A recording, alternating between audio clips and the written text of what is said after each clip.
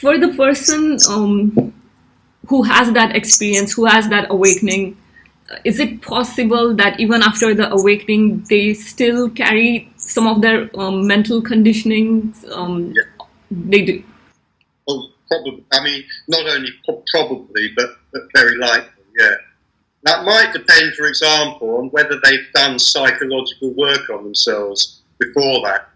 So if they've done a lot of psychological work on themselves, let's say, for example, through psychotherapy or other means, then they might have freed themselves of a lot of that, or they might not.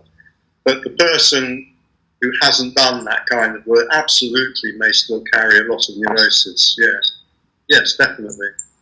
Because we have a lot of fixed ideas on how an awakening or an enlightenment looks like.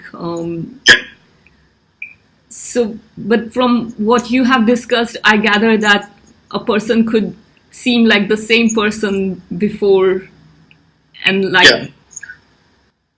Or by conventional means. I mean, if we're talking in terms of social behaviour and personal relationships and so forth, by conventional judgments, they could appear a lot worse. I mean, for example, take somebody who has been socialised to be extremely repressed. Let's say, so they eat all their anger, they never show any anger, they're always very polite, they're always very respectful, and so forth. They've been socialised to behave, if you like, they've been socialised to behave like a well-brought-up child in an adult body. And then let's say there's awakening, there's liberation, where it's not certain, but it's quite possible that a lot of that social conditioning may just drop away, because that is one thing that can happen with awakening, that a lot of conditioning can be seen through and disappear. So the person that was so nice and friendly and polite and never had a bad word to say for anybody, they're so lovely.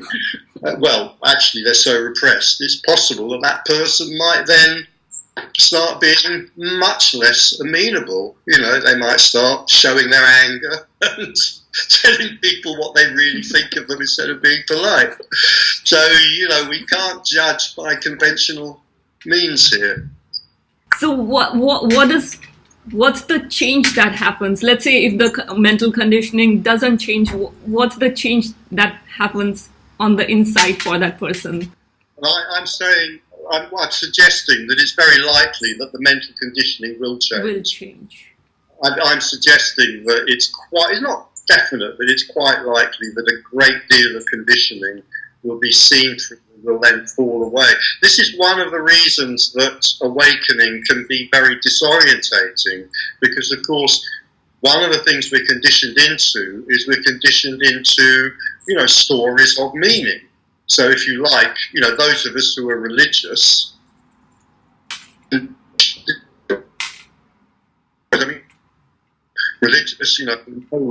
1-year-old, no 1-day-old baby is a Roman Catholic baby, or no 1-day-old baby has a passionate belief in Tibetan Buddhism.